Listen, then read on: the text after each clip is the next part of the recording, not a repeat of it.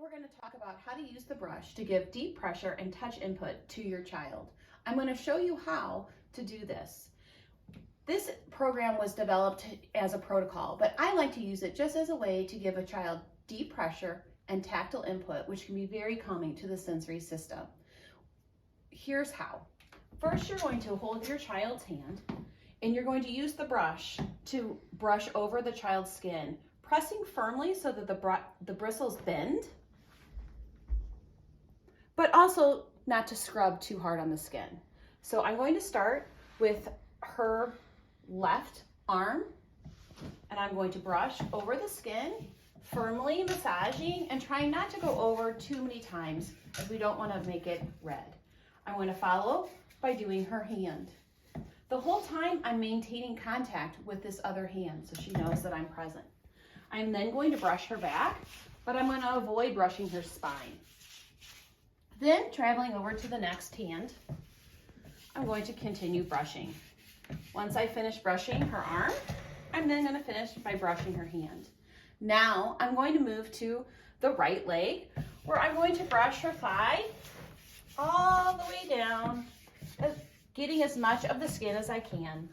If you're at home and you want to brush the bottoms of the child's feet, you can, but at school they'll have on their shoes and we won't be doing it. I'll continue brushing the rest of the leg, just like so. Once you finish brushing, you're going to follow up by doing the joint compressions. Why do we do joint compressions?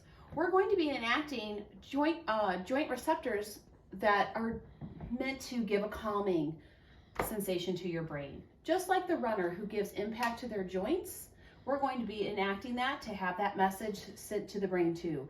It's kind of like that runner's high. Okay, here's how. You're going to hold your child's wrist so that it's in a neutral position and support their elbow and push inward towards the hand.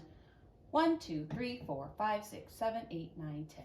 Then you're going to push up into the shoulder. 1, 2, 3, 4, 5, 6, 7, 8, 9, 10. I'm going to repeat that on this shoulder.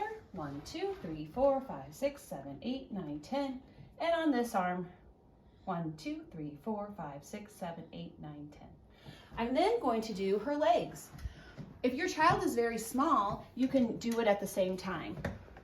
Put your hand on the small of their back, take their knee, and push in towards their hip. 1, 2, 3, 4, 5, 6, 7, 8, 9, 10. You can repeat on this leg. 1, 2, 3, 4, 5, 6, 7, 8, 9, 10. Then you'll do their feet by just pressing down into the floor. 1, 2, 3, 4, 5, 6, 7, 8, 9, 10. If your child likes to have their hands massaged, you can then do some joint traction to pull on the fingers, one at a time. If they don't like this, you can skip this part.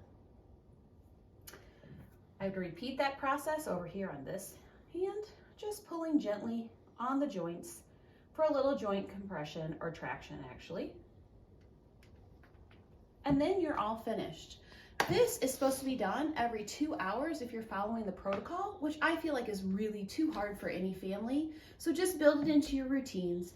Getting dressed in the morning, bath time, nap time, bedtime, and you'll do a great job. Just remember, don't do it more than every 2 hours. If you have any questions, please give me a ring.